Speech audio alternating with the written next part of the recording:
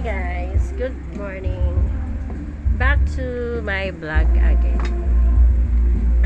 Ayun guys, busy ako. Tapos yun, nasira yung phone ko. Kaya hindi na ako masyadong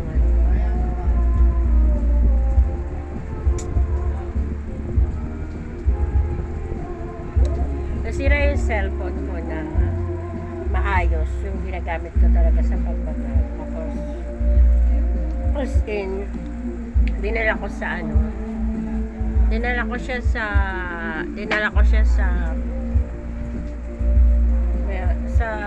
shop.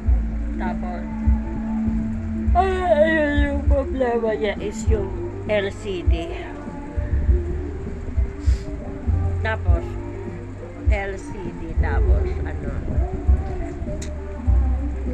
pag pinagawa ko yung LCD niya is aabutin siya ng 4,000. Kaya nag-isip ako, sabi ko parang hindi naman yun. Bumili na lang ng bago. Mas okay na bumili na lang ng bago, guys.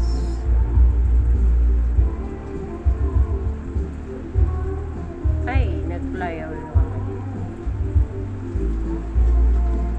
Ngayon naman guys, ay masakit ang aking ulo.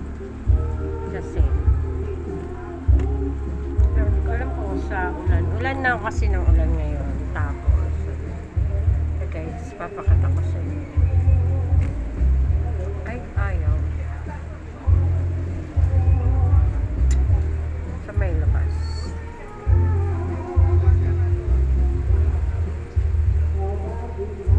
Naka-charge pala yung phone, guys.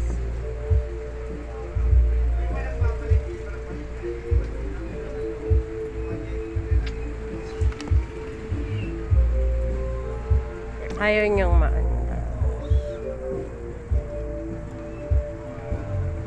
naka-charge kasi.